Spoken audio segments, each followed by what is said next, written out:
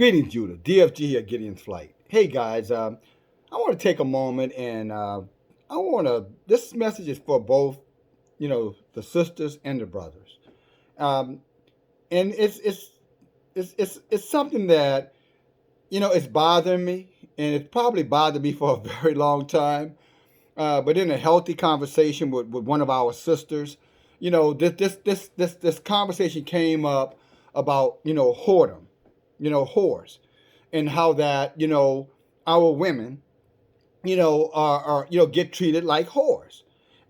In some cases, obviously, when we look over at what we see over in the entertainment industry, obviously it's being glamorized. I'm talking about whoredom.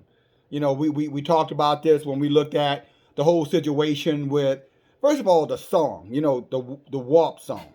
And I know some of you guys don't like me to use certain words, and I understand that. But this ain't about words. You follow me? This is about truth. This channel is a truth channel. This channel is not a politically correct channel. If you haven't figured that out, you got your head in the goddamn sand. You need to pull it out. No, you got your head in your ass, and you need to take your head out your ass. If you haven't figured by now that this is not a politically correct channel, then you're a damn fool. I am not interested in sparing your goddamn feelings. Now, if you're mature enough, then you need to hear the goddamn truth. If you silly enough or feeble-minded, then you need to go find somebody else. Go find Joel Osteen's channel, and he can tell you about how fantastic your wretched, wicked asses are, or how pitiful your plight is. But he gonna glamorize it for you and tell you, well, no, it's just about how you think about things. Yet your situation never changes. I digress. This channel is about coming at us hard and direct, as Yah has instructed me to do. Now, let's get back to what I just said. About black women getting treated like whores. And I don't disagree with that in a holistic way. Black women are treated like whores. But here's the problem with that statement. We need to specify who's treating the black woman like a whore. Because far too long, black men, Judah men, Israel men have been getting this charge that we're the ones treating you like whores. And I'm sick and tired of it. Because first of all, it's a flat out lie. And let me give you some facts, sister, before you get in your feelings and say, oh, yes, y'all do. Oh, you are, really? Do you know, first of all, can we at least talk about what is a whore? Can we at least talk about that first? What is a whore? Now, in my experiences, and in my research, and my understanding, and I've studied a lot of psychological behaviors of pimps and whores. As a young man, I was doing, a critical study on pimps. And I learned a lot about how those relationships were working. So I understood the mindset of the whore. Okay? Now, but let me tell you something about a whore. A whore is used to enrich someone. That is the basic definition of the whore. A whore is not someone that if you're in a relationship and that man is operating outside of that relationship, you think you're in a monogamous relationship and you find out that you're in a polygamy relationship. In other words, he has multiple ladies. That doesn't make you a whore, sister. No more than that made the wives of Jacob, Israel, whores. Leah was not a whore, nor was Rachel a whore. And nor were they handmaids who they gave to their husbands as wives, nor were they whores. Hagar, the handmaiden of Abraham, who Sarah gave to Abraham, did not make Sarah a whore. Just for the record. A whore is when someone despises you, when you're treated in a way where you're despised, you're treated in a way that you're not provided for, you're treated in a way that you're not accepted, you're treated in a way that's pretty much, it's pretty like this, my sisters. If the black men are treating you like, all they're doing is fucking you, leaving a couple of dollars on your table, and then they're going on about their business. And the only time you're going to see him again is when he comes to fuck you again and leaves a couple more dollars on your table and leave. He doesn't stay. If you're his whore, he's not staying with you unless you're giving him money. You're providing for him. And not only that, but you're selling your dirty ass to provide for him. Not getting government subsidies and he's just living off of your resources. That doesn't make you a whore. Makes him a lazy ass nigga, but that does not make you a whore. A whore is someone whose body is being exploited to monetize someone else. If the black man is treating you like a whore, sisters, then I got some questions I need you to answer. How many of you sisters have babies? Had children from prior relationships and you got a man now? Not the father of your children, I might add. I'm saying you have children from a previous relationship and you have a black man and he's taking care of y'all. He's there with you all. Because you know how you sisters are. You make it clear. If the man gonna have you, he's got to take your children with you. If he, you know what I'm saying? If he wants you, he got to take the whole package. You know how you sisters are. That is one of all that comes out of your mouth more than anything else. If he want me, he got to take care. He got to be willing to accept my children too. And when you say accept, you're not talking about acknowledge that your children are there, right? You're talking about whatever provisions he's bringing there, your children are going to be beneficiaries of those provisions that he brings there. And he has to be okay with that. And black men over the millennia, over the centuries, have done just that. Yet, some of you sisters have the audacity to call black men whores. I mean, have the audacity that black men are treating you like a whore. How is he treating you like a whore when he's willing to accept you no matter what your conditions are?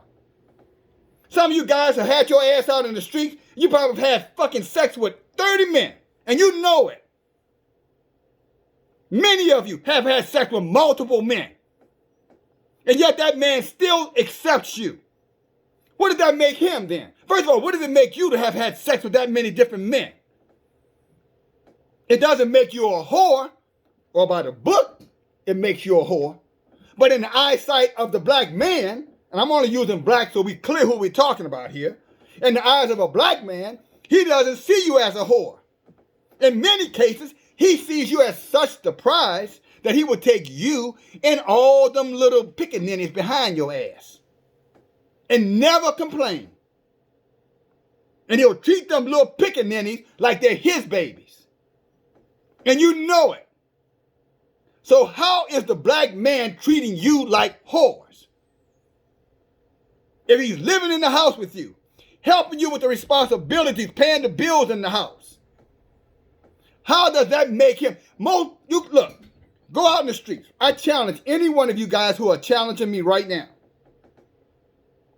I want you to take today, this afternoon, tonight, tomorrow, if you celebrate that rotten ass moon, sun, goddess day tomorrow, I want you to see how many black men show up wherever they show up at tomorrow with black women. Let's just see.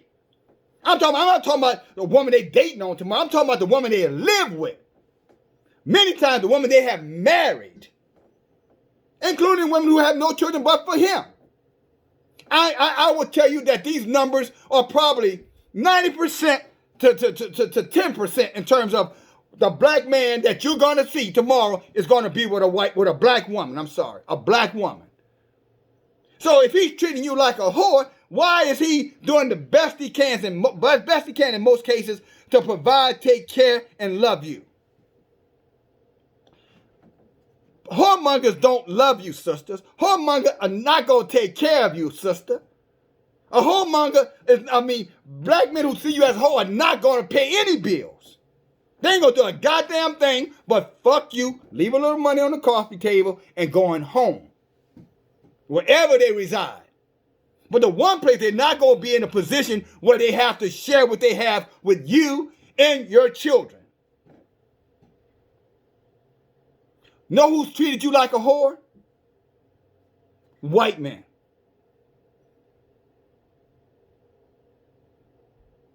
And they have treated you like a whore for centuries. They treat you like a whore on the plantation. You know, when they would tell you, Sally, come on in here. And you go up in that house. And then later on, you come out that house, you got a ham in your hand, smiling. Look at Master gave me. And you come right back into the slave quarters where the rest of us were. And we have to look at you, and we have to swallow our pride and still embrace you as our women. And in many cases, never held you, never took fault with you for it. We empathize with you behind it.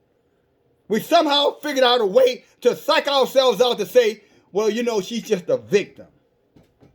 But she's still, you know, my sister. She's still my mom. She's still my wife. She's still my woman. And we didn't run off, by the way. When you came home with them little mulatto babies, you know, we didn't run off. We stayed right there.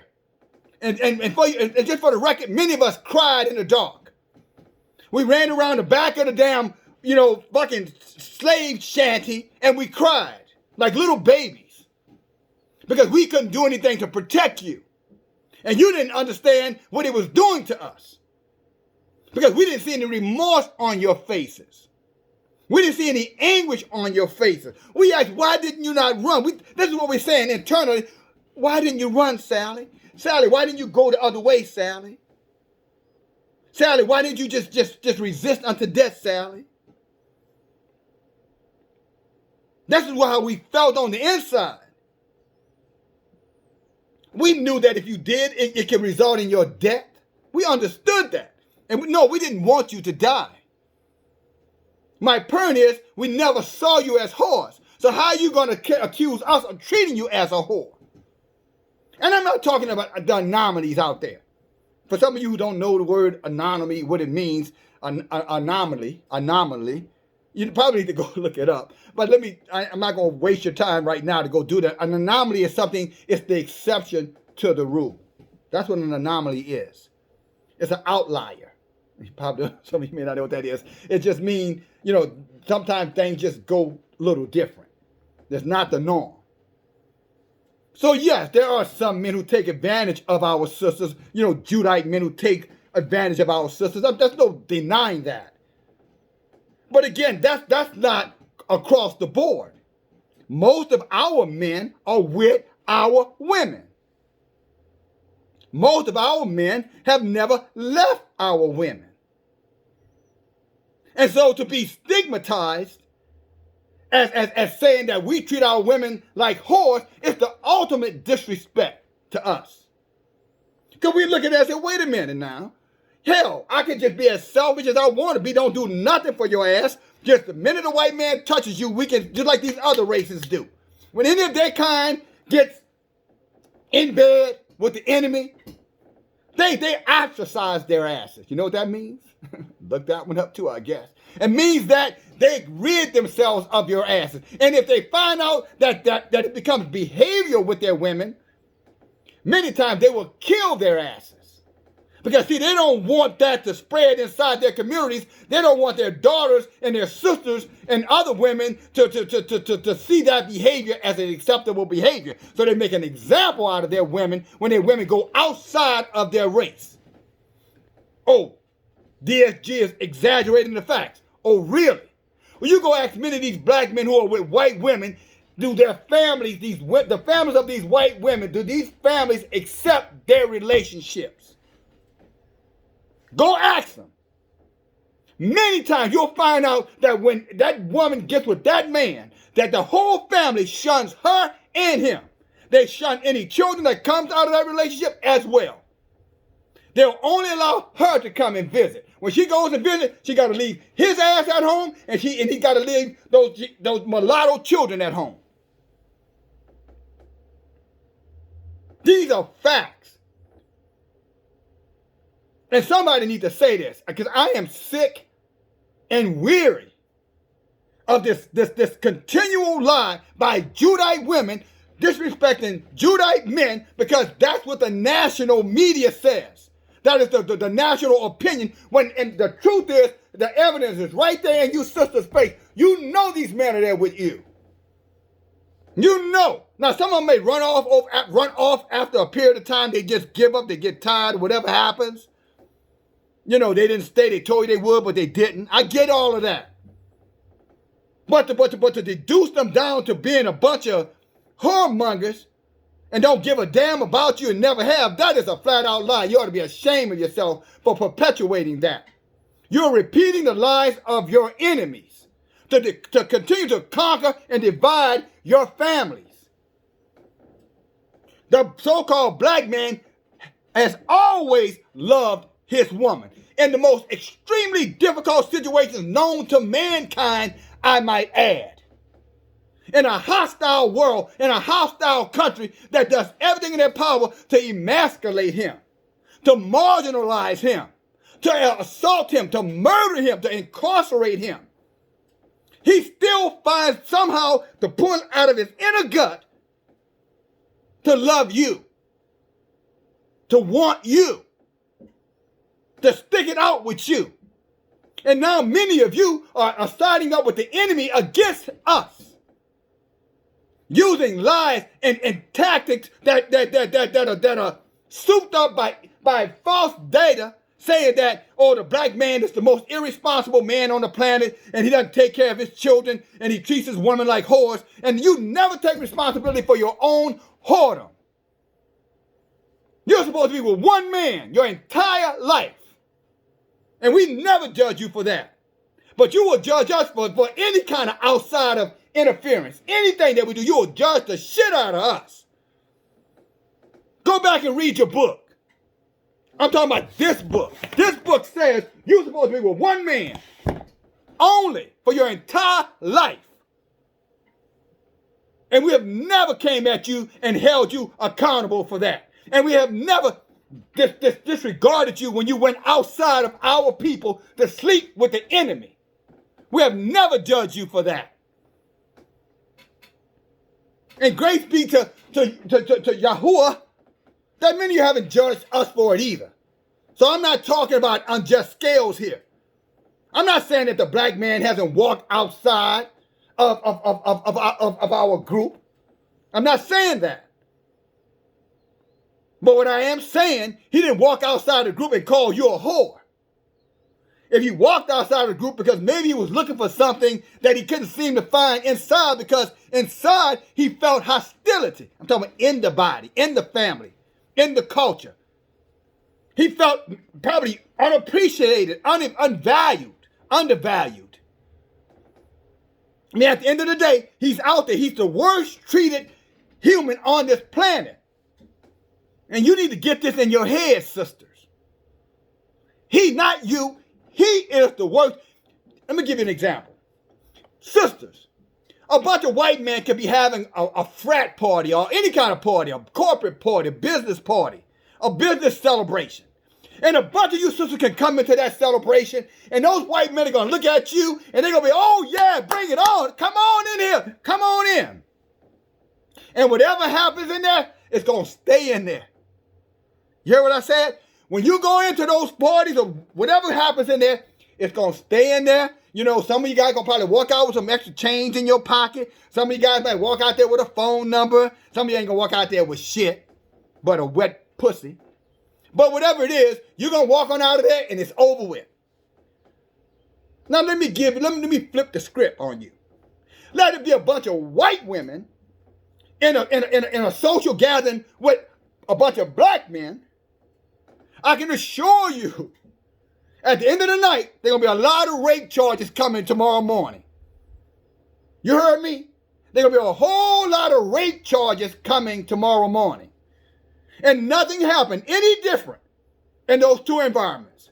But because he's black and he was with the white woman, he is going to be treated totally different than your black ass with the white man. But you got the audacity to look down your nose at him. Not all of you sisters, let me be clear.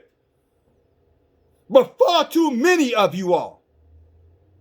And then you want to tie this whole thing about this rape culture. I know many of our mothers and our ancestors who were raped, on these plantations. I get that. All of them didn't walk out there with no ham. I get that as well. I know a lot of you, our ancestors, were forced raped. And that's a sad thing to accept, but it's just a reality. And then when we see that they're the same rapists, at least the children of those rapists, we see you joining hands with them coming against us, pushing these lying narratives. You know what I'm saying? It is extremely hurtful and insulting. But we deal with it. We don't throw it in your face. We just accept it. We just pretend like we didn't see it. We just pretend like, it's no big deal. But just like our ancestors were crying behind the slave quarters, many of our men cry on the inside. And that's why many of these men turn to homosexuality and this other kind of foolishness. Like you see the bitch-ass nigga Nas X doing. Pushing these type of, I don't need a woman agenda. I can just sleep with a man and get the same satisfaction. But see, when we start talking about raping our women, and many times, again, I know some of you say, well, black man raped me. Yeah, and I bet you a bunch of white ones would have too if they had the opportunity. They damn sure did when they could. Matter of fact, disproportionately they were raping our women. If a black man even looked at a white woman, 40 years, 50 years ago, his ass ended up dead. Just for looking at her. And yet these white men were raping our women like shit going through a goose up until the 1960s, 1970s. And truth be told, it's still going on. And nobody's reporting it. And when you go and report it, you get looked at, well, did you put yourself in that situation? Why were you there? Did you not understand that there was going to be alcohol there and drugs there? Are you sure? Can you tell me which one did it? You get the third degree. Unless it's a black man. Then where that nigga at? Do you have his address? We're going there and get him right now. And by the way, since we talk about rape culture, do you know that your men were raped as well, sisters? I'm not talking about gay, Nas X, pussy ass niggas. I'm not talking about him. Them. I'm not talking about your homosexual. I'm talking about your heterosexual men were raped as well. They called it buck breaking. Tariq Nasheed, I think, has a movie coming, a documentary coming out real soon about buck breaking.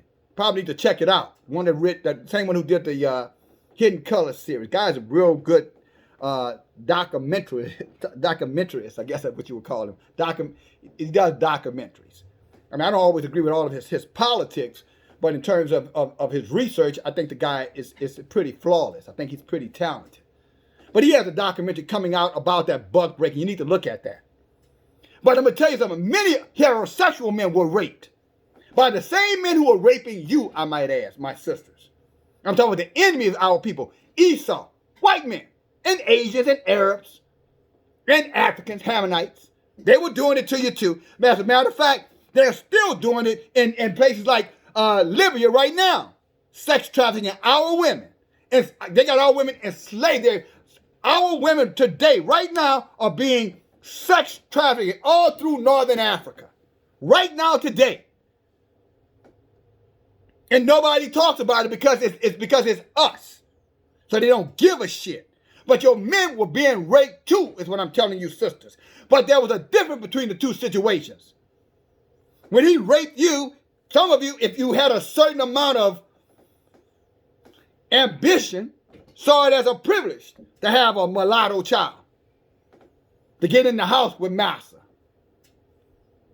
Some of you, in your sexual encounters, I'm sure you were enjoying it, having orgasm, whatever.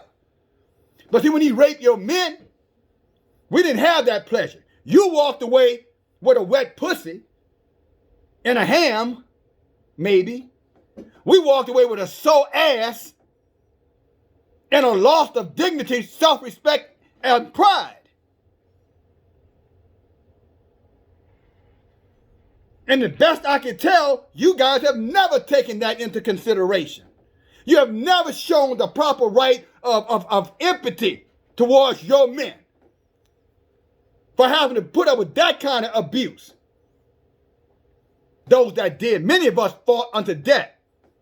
Many of us resist under death. But in your case, maybe they were stronger, so they just overwhelmed you, forced you into the bed, or forced you onto the floor, or forced you into the weeds, the grass, wherever the hell they took your ass. But with us, it was typically they would tie us to trees.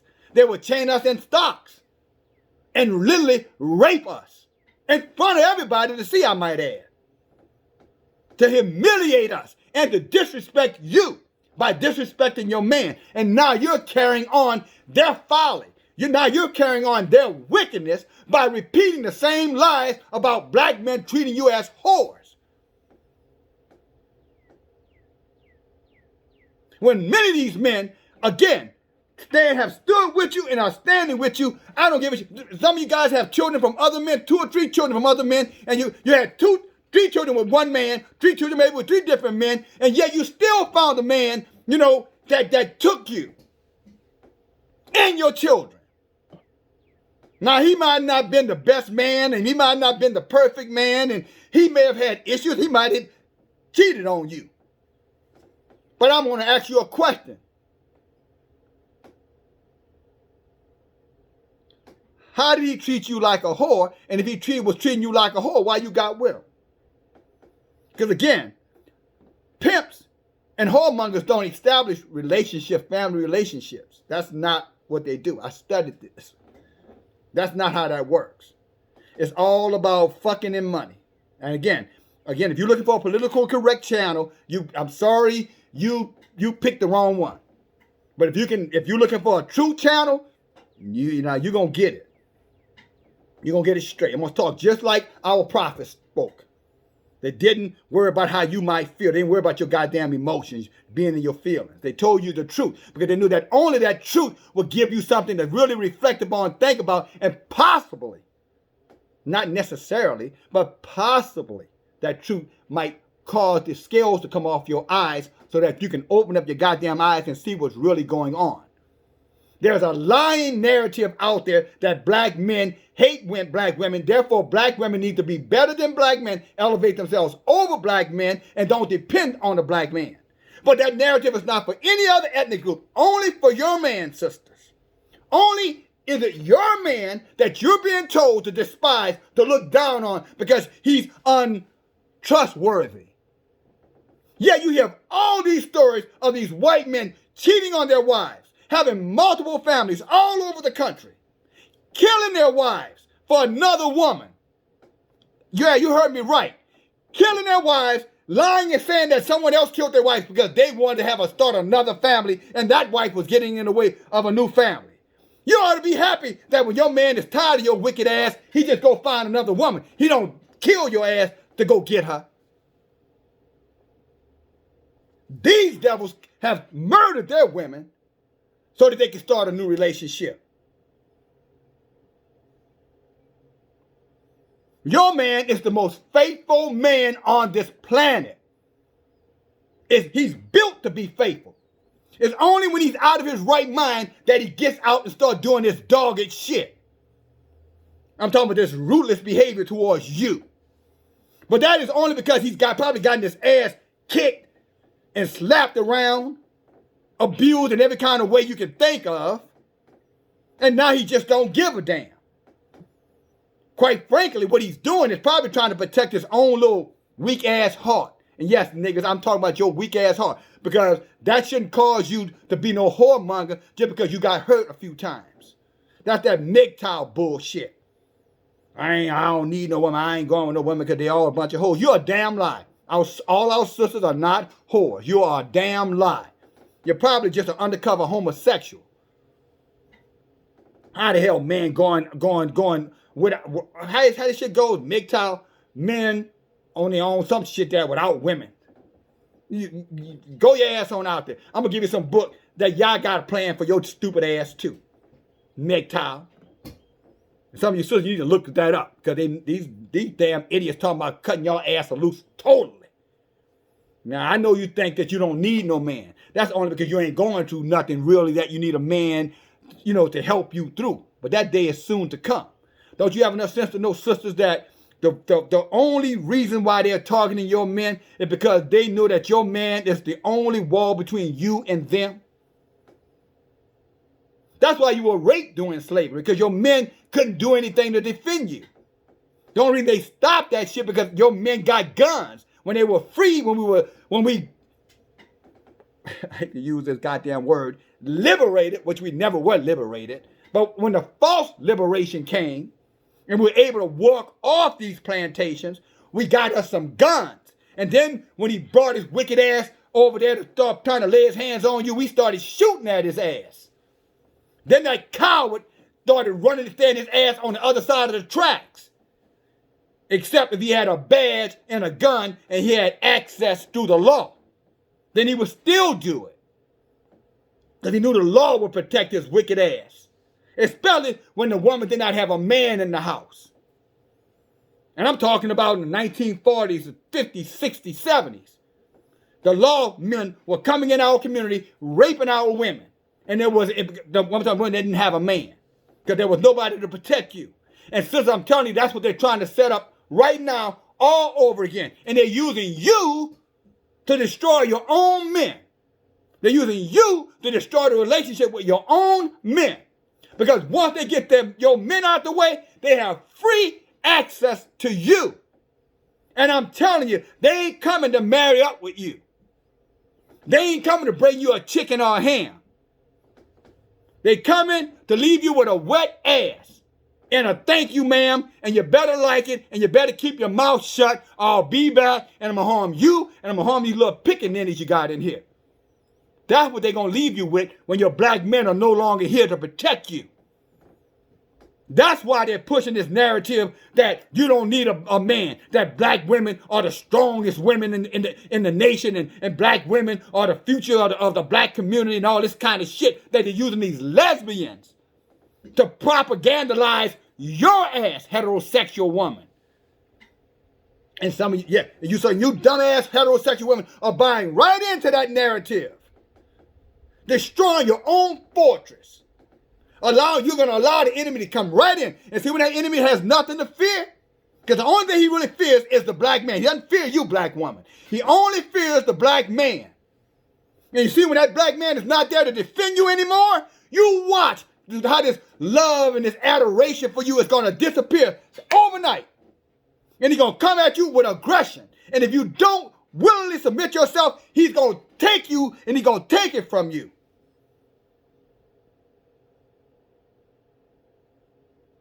Judah, you need to wake up. Wake up, Judah. You've heard me say this time and time and time again. We're in the last days. Our book says things are going to get so horrific for our people that we're going to be crying and wailing. You ever heard of Jacob's troubles? It says that it's going to be so sad and so bad that our women are going to be literally begging for a black man to protect them, not provide for them. Let me say it to you again. The book says that it is very soon to come, black women, so-called black women. The book says that it is soon to come that you're going to be begging for a black man to protect you, not take care of you. To protect you. Protect you from who? Obviously not him, because you wouldn't be begging him to protect you if he was the enemy. If he was the one that was bringing harm, you're not going to beg for your oppressor to come and oppress you. If the book says you're going to be begging 7 of you to one man, you're literally 7 of you are going to go to one man and says, look, you don't have to do nothing for me but protect me. Why do you think that is, sisters? Because they're setting this thing up. They're setting it up for your men to be done away with so that you become vulnerable. So vulnerable that you're going to leave all that pride that you have right now. But many of you who are looking at this video talking shit back at me, according to the book, your haughty spirit is going to be destroyed. Your arrogance, your pridefulness, your braggadocious, your don't need a man, I can do bad all by myself. All of that is going to be destroyed in a moment, in a twinkling of an eye, according to the book. And when that day comes, the book says you're going to be begging for a black man to take care of you, protect you, not provide, just to protect you. Again, protect you from who? The same oppressors who are oppressing your ancestors, your grandmas, your great-grandma, your great-great-grandmas. The same ones the children of the ones who did that are going to be the same ones who are going to do it to you, sisters. If you don't wake the hell up.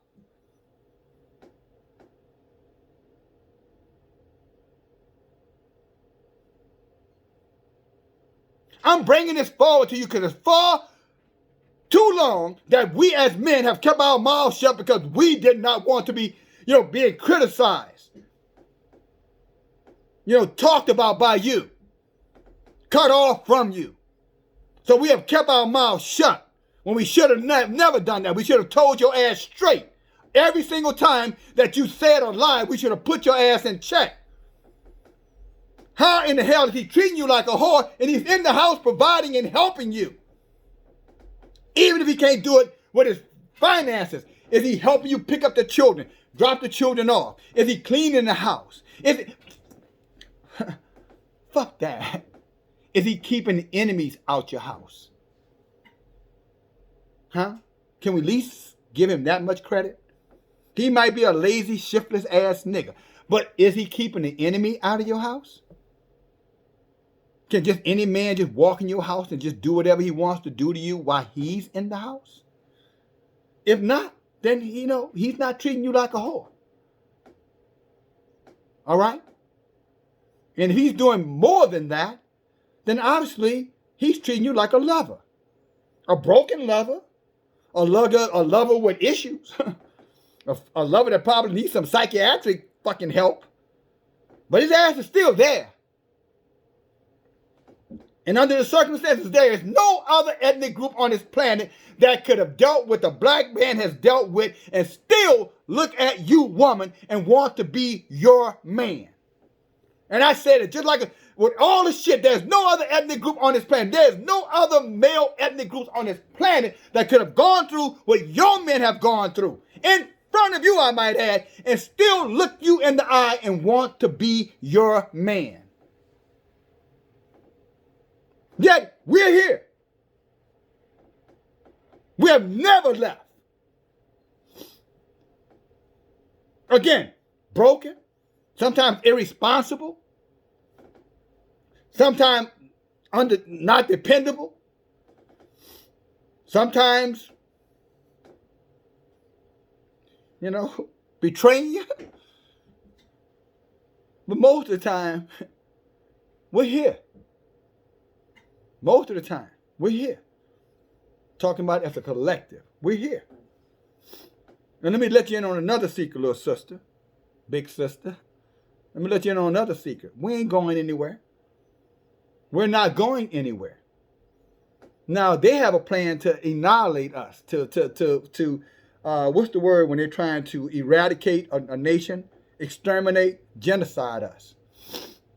They have a plan to genocide us. This plan, and by the way, that's nothing, you shouldn't be like surprised for me to say that. They've been genociding us through their abortion clinics. 50 million black babies are dead over the last 50 years. 50 million and counting. Do you realize, sisters, that proportionally you have more abortions than any other ethnic group on the planet? And in America, you have twice as many abortions as white women, yet white women outnumber you something like 6-1. Did you know that, sisters?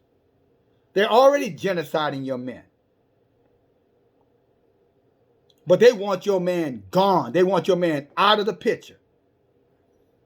And you see, when you get these little white bastard babies, you're going to find out that the love that your black man might have had for that baby or somebody else's bastard that wasn't his child, you're going to find out that your oppressor group are not going to have that kind of compassion for you or your child.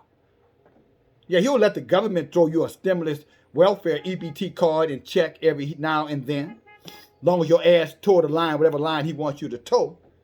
As long as you're a good nigger woman. But the minute you raise your head and you want to talk back and you want to resist, you're going to reach the same fate that now these women were innocent, but you're going to reach the same fate that Sandra Bland, Atiana Jefferson, Breonna Taylor, and the many, many, many other black women who ended up dead at the hands of our oppressor. The same ones that killed your men, that are killing your men, are going to be the same ones that are going to come when your men are gone, and they're going to slaughter you. And they're going to slaughter your little black sons, and they're going to rape your little black daughters. Oh, yeah, they're going to do it. And then they're not going to wait for her to get 18. They're going to get your little daughter at 5 and 6. Because, see, these nasty devils love little children. They love little children. These pedophiles go from the White House to corporate house to the hidden hand house to the nigger or the white nigger across the street, waiting for you to turn your head what do you got to entice your little black girls and your little black boys in there to have sex with them. So when your black man is gone and your black man is out of the way because you're playing into the narrative that you don't need him. And again, sisters, if this does not apply to you, it does not apply to you. Can you for once get out of your goddamn feelings? If this does not apply to you, it does not apply to you. And I was saying it's only the dog that gets hit is the dog that yells. So there's no reason for you to be upset with this message if it does not apply to you. But for those of you who are guilty of this shit, and there's many of you, it is time for you to repent. Because you still have a little short window of time before that window is shut. Oh, you don't believe me. You Christian women, you don't believe me. Because that's what most of you guys are. You're Christian women. You believe that Jesus is your husband. Yeah, old white Caesar Bulgaria, the one who committed incest with his own goddamn sister, murdered his own brother, was fucking Michelangelo or whoever the artist that was that painted his picture and then passed him off as your savior, I might add. Many of you are still under that spell. The gospel. Many of you are still drooling at the mouth because white Jesus is your husband. Oh, you didn't think I was going to say that. Oh, yeah, you're in love with that white man who got off the cross. As a matter of fact, you're going to celebrate that white man who got off the cross tomorrow, aren't you? Right? Yeah, the one with the long stringy hair and sometimes blue eyes, then other times brown eyes, with the beard, with the blonde beard, him. You're going to celebrate him tomorrow, aren't you? Your white savior. Huh? Aren't you? On your resurrection Sunday? Come on. How they old saying, tell the truth and shame the devil? Oh yeah, you're going to go celebrate him. But when one of your brothers give you the truth, you don't want to celebrate nothing that I have to say. All you want to do is talk shit. Oh, that nigga this and that nigga that. Who that nigga think he is? I don't think I am nothing but a black Hebrew Israelite man, and I'm proud to be one. With a message for your wicked ass. Now, how you like that? Talking about for you ones who are in rebellion, who refuse to accept this truth, and you know I'm not lying. Tell me what lie I told. Did I say that all black men are good? No. Did I say that all black men, no black men treat women like whores? No, I didn't say that. But I said when you do the numbers, more black men stand up for you, stand up with you, than black men betrayed your ass, is what I said. And you know it's the truth. And again, validate it for yourself. Get your head out your ass and stop believing what the damn news media is telling you, and go outside and start counting.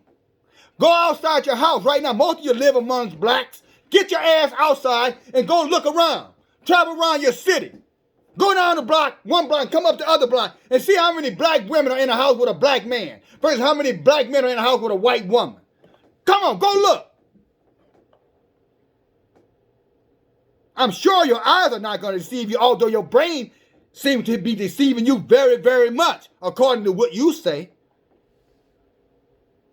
Go look. I looked. I know what I saw. I've talked to sisters. They look. They say they see the same thing that I see. What the hell are you looking at? Oh, is it your husband, white Jesus? Because if you don't need a man, because you got white Jesus as your husband, then nigga, you ain't nothing but a damn slave embracer. You are nothing but a damn Judas Iscariot. You're nothing but a wolf in sheep's clothing. You ought to be ashamed of your goddamn self. So you're in love with a white man. A white man, by the way, who brought oppression to your people, I might add. Because see this white Jesus that they came to the Americas with, South America, North America, Central America, Africa, Europe, Asia, Australia. See this white Jesus who came to your countries, Ecuador, I know that's South America and Peru, all these areas, Brazil. See that white Jesus they call, that white Jesus who came with those white men, they raped your parents, they slaughtered your parents, they murdered your children to get that religion stuck in your brain. And now you can go celebrate them devils tomorrow. Many of your asses, no matter what we say, you're still going to be doing it tomorrow. You've already bought your Easter clothes. Y'all see your ass at Walmart buying up all the Easter goddamn candy you can find. Had a stupid ass nigga wench in there today. Oh, we out of Easter candy. We must not bought enough candy. All I do is shake my head. Say, you stupid nigga. You dumb. I bet you can't find a goddamn egg in Walmart by right now. But you celebrating white Jesus. How the hell you got eggs for white Jesus and candy for white Jesus? And rabbits. All that shit is for the god of fertility. The god of fertility. That's all the shit they were offering to that god. Now you over there buying all that shit that you claim is for white Jesus, really for your children, under the guise of white Jesus, under the deception of white Jesus, the misconception of white Jesus, or intentionally want to serve white Jesus because you love white Jesus. You love your oppressor. That's why you look down your nose at your men. Because if you hated your oppressor, you would turn back to your men. And for the sisters who are in their right minds, who have never left the men, you know I'm right. And for you sisters who are right now getting the truth like you've never heard it before, I suspect you're going to say, oh shit, oh shit, let me turn my ass around right now, pump the brakes. I'm going back home. We'll work it out. Let me go have a conversation with his ass. Let's see if we can work through this thing. Cause let me tell him what I learned and let me repent. Let him tell him no. Yeah, you've done some dumb shit, all right, but you ain't treat me like no hoe. I ain't gonna put that on. I ain't putting that charge on you. Maybe. I pray to Elohim that you will. But as I said before, many of you are going to continue in the same way, no matter what you hear. Because why? You're hard-headed asses. Because truly, you hate yourself. You hate your men, you hate yourself. You do know that, right? Because if you're a so-called black woman, guess what you came from? You came from a black man. No, not your black mammy. Your black mammy carried your black ass. You came out the body of a black man. The one that you despise, that you want to call a whore now. The one you want to look down your nose at. Say you don't need him anymore. How arrogant of you. It's like Jeremiah to say, can the clay tell the potter how to shape it?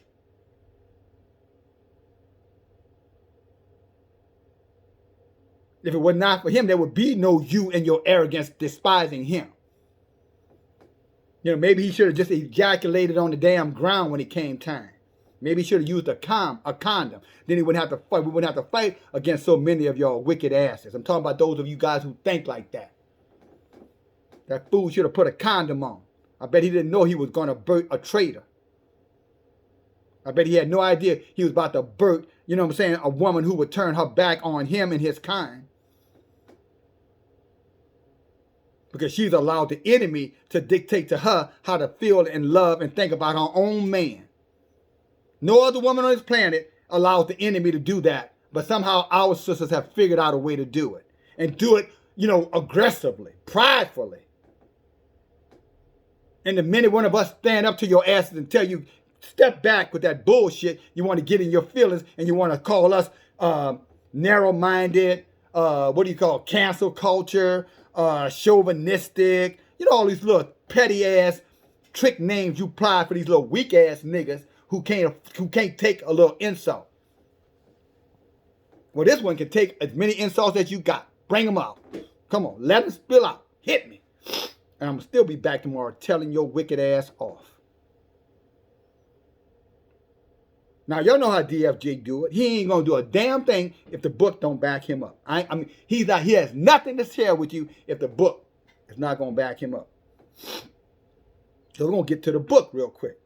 Remember I told you, sisters, that you need us to protect you? Although you don't think you do, because you got the white police and the black police, and you got the government and all their agencies now to put us in chains and lock us up if we don't do right by you. You see, when we're gone, and there's no more need for those systems that they put in place to oppress your man, to get your man out the house, they're going to come in your house. And they're going to do the nasty dirty with your ass. Oh, yeah. Let me say it again. See, when they remove us out of the equation totally, with your help, I might add, because you're doing a damn good job helping them, they're going to come in your house. And they're going to do the nasty dirty with your ass. And guess what? You ain't going to like it like you like it now. See, some of you, I got a white man, he treats me good. Yeah, because he don't have a choice. He get out of line. You go get your black brother, your uncle, somebody going to beat his ass. He know that. Even if he don't tell you that, he knows that he put his hands on you. Some black guy going to come running around these corners, and next time they catch him down at your house, they going to come down and they going to whoop his ass. He knows that. So he going to act, he going to do a little act right, or he going to get some act right. But see, when there's no more of us to protect your ass, he ain't going to be so kind. He ain't going to be so considerate. But your ass going to already be drinking, like I said, the Kool-Aid. And you're going to let him on back in, but you're going to find out now he's going to take that mask off. And what you're going to see is the fucking Satan that's behind that mask. You're going to see his ancestors in his ass. And you know about his ancestors. You know how wicked their asses were. After all, they sold and bought people. They traded your ancestors. They raped and murdered your children. They killed your men. They raped your men.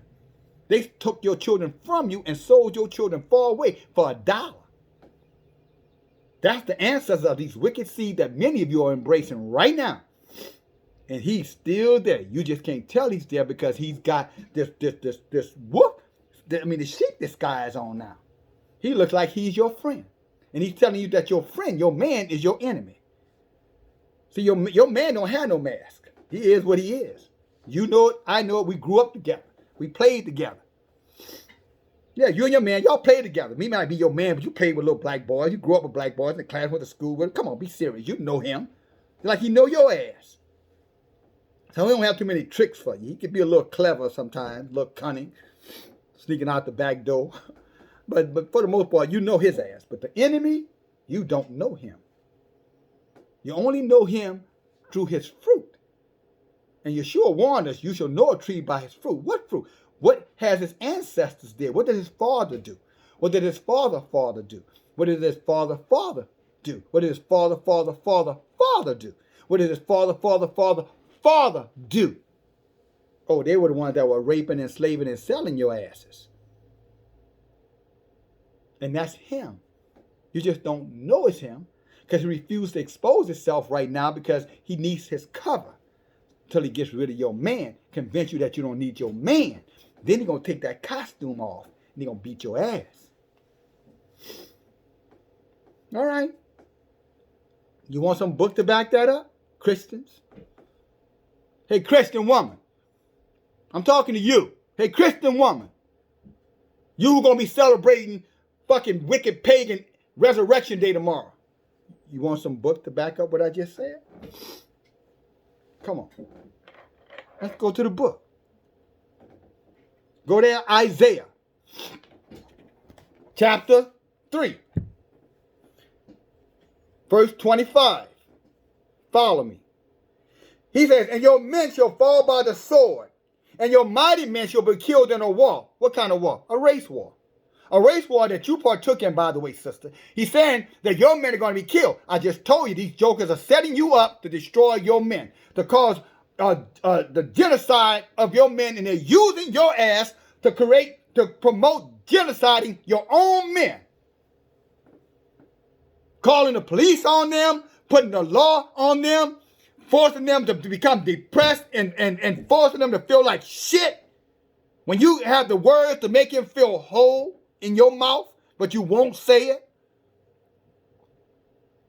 Causing your man to get out here and do some of the most scandalous things known to mankind, to bring food home and put it on your table, because your oppressor, his oppressor, will never give him the same opportunity that they're willing to give their own kind. Again, you shooting these babies out of your ass or letting these doctors pull these babies out of your ass and slaughter them on the damn abortion tables. Well, really destroying them in your womb. So when he says they're going to die by the sword, he's talking about the tool that they put up your ass to snatch your aborted baby head off.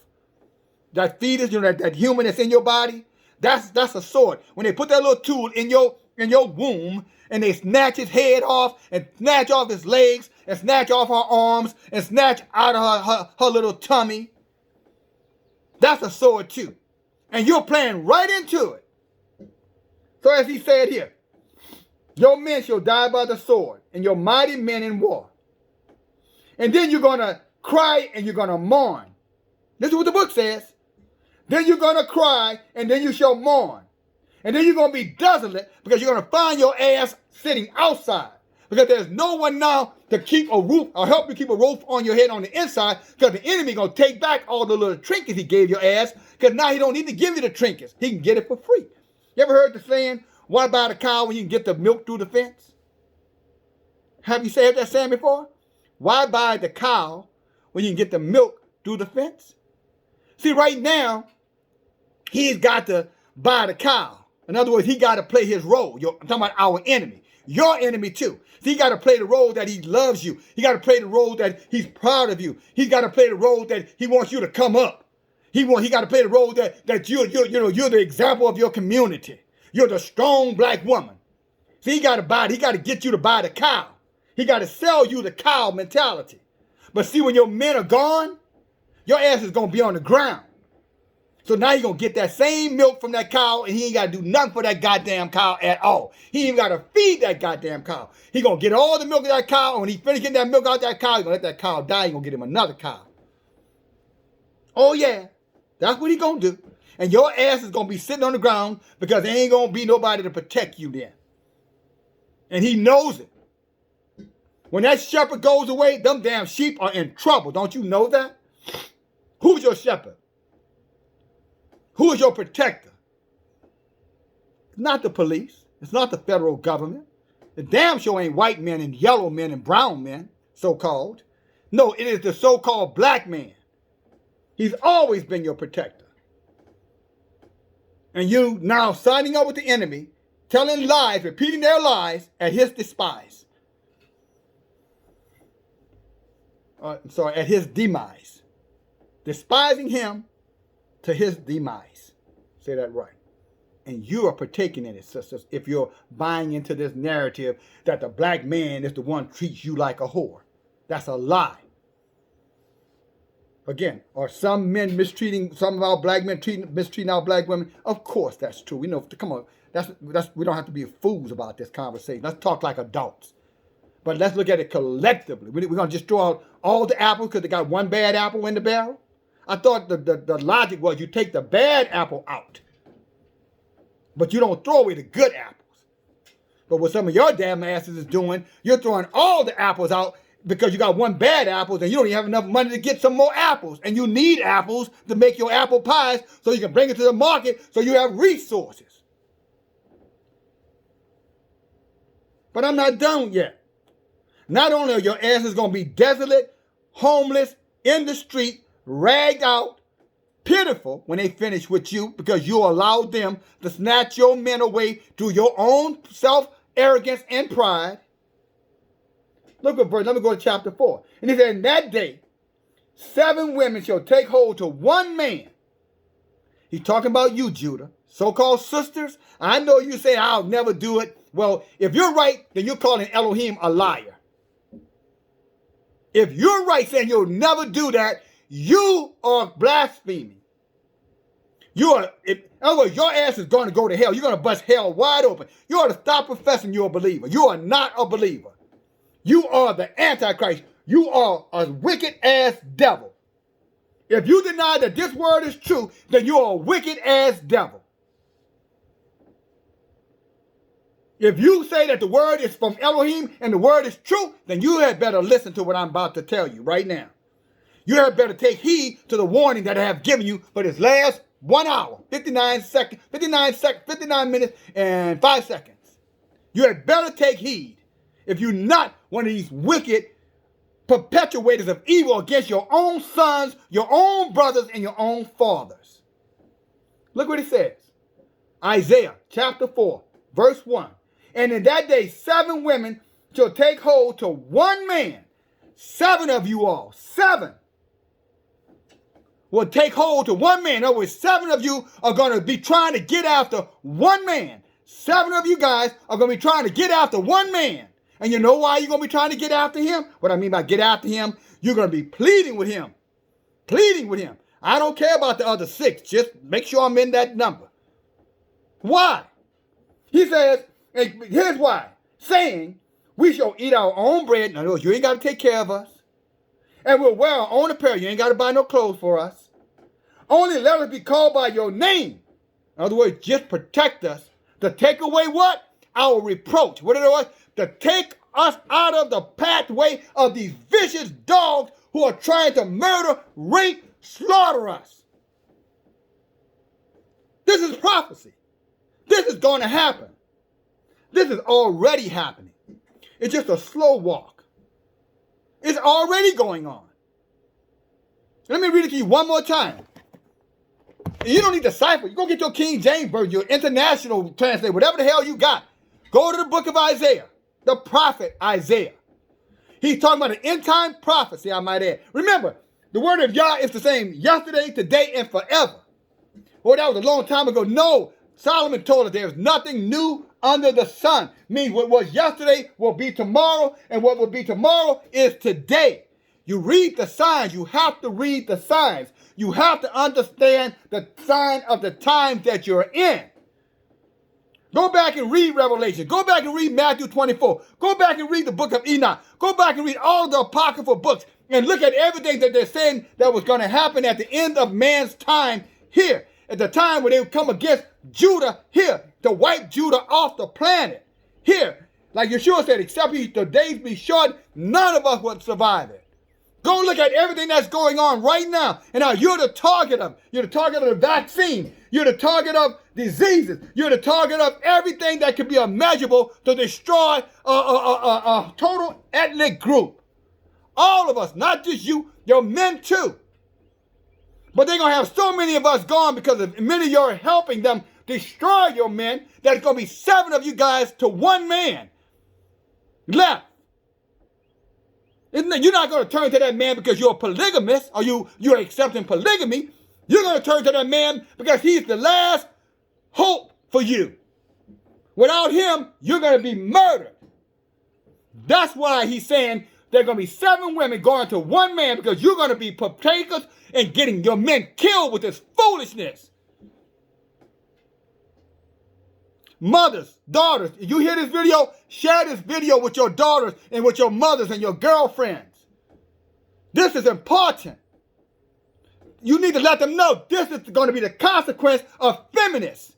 This is why they push that stuff in our community, to divide and break down your family, to take away your protection. Your last wall of defense, sisters, is your man.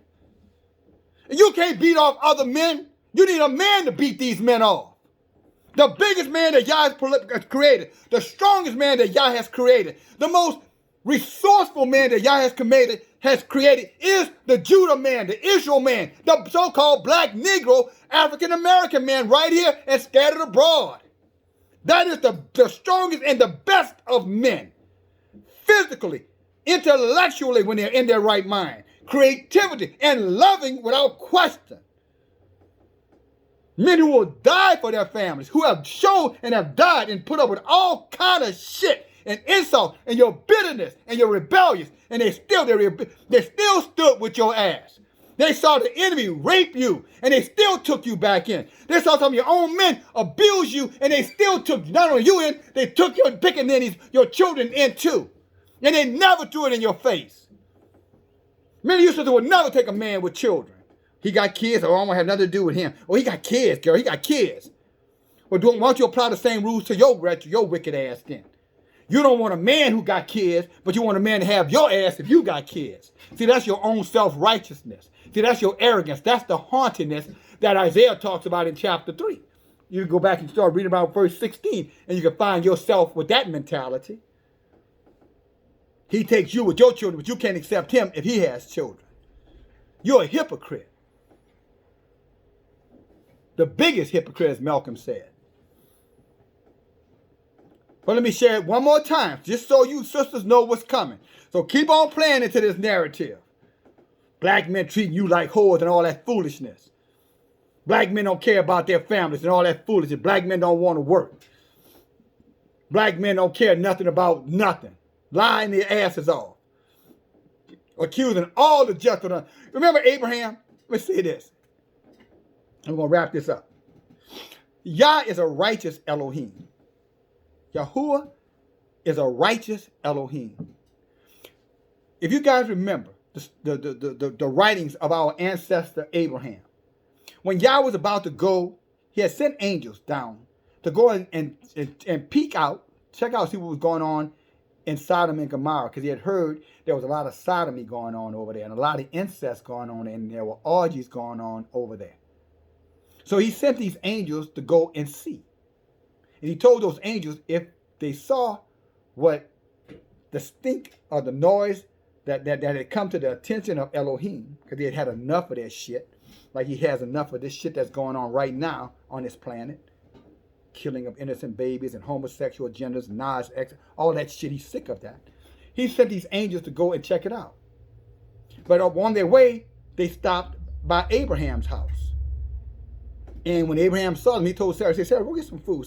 See, the one thing about our people, we're always hospitable, even, to strangers, many of us. So he told Sarah, hey, go get some food. I see some strangers coming. Go get some food. They got look like they've come from a long way, and like they still got a long way to go. So let's at least break bread with them.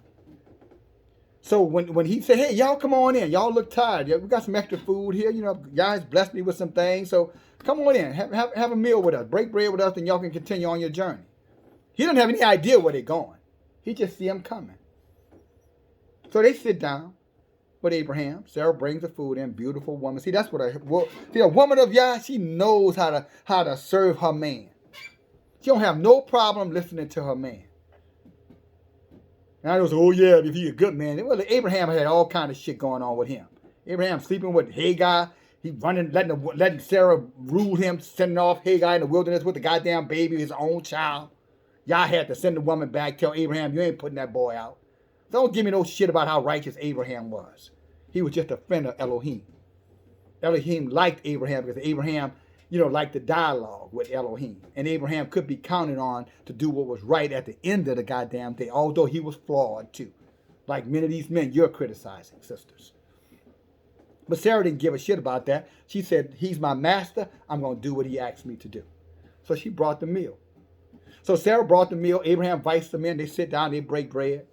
And then they get ready to leave. And then they have this private conversation. I'm talking about the angels who look like men. That's why the scripture tells us to be careful to entertain strangers, because sometimes you could be entertaining an angel and you don't realize it. You keep that in your mind, brothers and sisters. But anyway, these men say, you know what? This guy's been very generous to us. Let's not keep a secret from him about what we're going to do. So they say, Abraham, you familiar with Sodom and Gomorrah? Abraham said, yeah, I'm familiar with that. My nephew Lot lives there. I've been there a few times to visit him. They always wild-ass city, man. Reminds me of Las Vegas or New Orleans or Atlanta or Chi-Town or, Motown. These niggas, New York, there's some wild-ass niggas down there. Memphis. There's some fools in there. Boston. They said, yeah, we about to go down there, and we hear a lot of shit going on down. We hear that these motherfuckers down there, fucking each other in the ass. You know what I'm saying? They down there raping their little girls. They out there having sex with children and shit, and trade wife swapping and all kind of foul shit. We going down there to see if that's true. And Abraham looked at them and he said, oh shit. He said, wait a minute now, y'all gonna kill everybody? There's a moral to this story, so don't think I'm off track. Because some of you guys, you like fucking children. You get distracted too easily. Stay with me. He said, y'all going to go down there and kill everybody? He said, well, why would y'all do that? He said, well, what about if there's 50 righteous people down there? Y'all going to kill everybody, even the 50 righteous? He said, you guys telling me Yah sent y'all down here like he's telling us to tell you, sisters, brothers.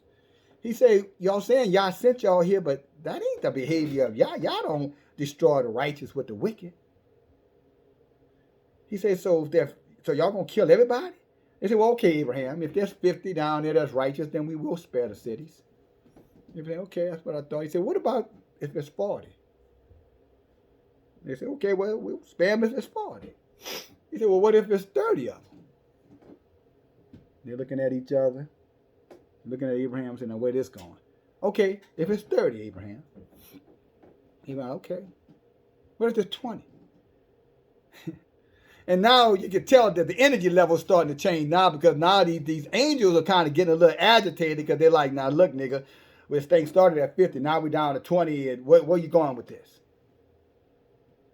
And Abraham said, well, look, don't get upset. Don't get upset. Like, read the book, goddamn. If you read the book, you'd know this story already. So Abraham said, don't get in your feelings. He said, look, don't get angry at me. You know, I just want to know. Because the Elohim I serve is a just Elohim. And I have never heard of him destroying the righteous on behalf of the wicked. So they tell Abraham, okay, if there be 20. Abraham said, okay, come on, I got one more question.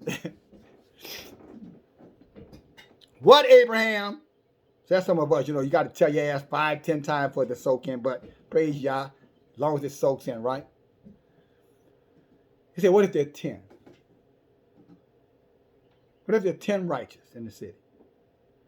The angels tell Abraham, if there's 10 righteous people in that damn city, we'll spare the whole damn city. You satisfied? Abraham said, okay, that's fair.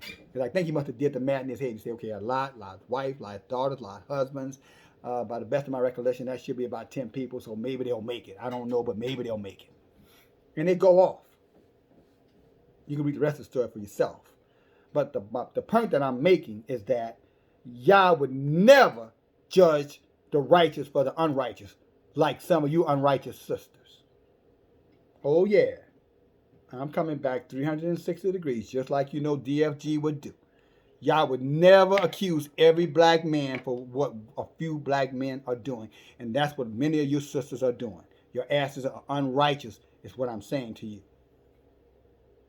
If you're supposed to have the mind of Elohim, you're supposed to have the Rahuk, you call the spirit. You're supposed to be a believer, a woman of class, a queen, like Esther. You're supposed to be this see me, black woman, I'm the epitome of what womanhood is. Then why your ass so unrighteous then? Why are you willing to accuse all black men for what only a few black men have done to you? Why aren't you giving black men the credit for what you see the majority of them doing? Like you will see if you walk your ass out the door and look around your neighborhoods. Because you want to be wicked. You want to buy into the lie. So when this prophecy that Isaiah talked about here, let me read it to you one more time. But see, when this prophecy come knocking on your door, and now you're forced to run to the only few men that are left, and your situation is so dire, you're going to understand how it happened. You're going to understand how it happened.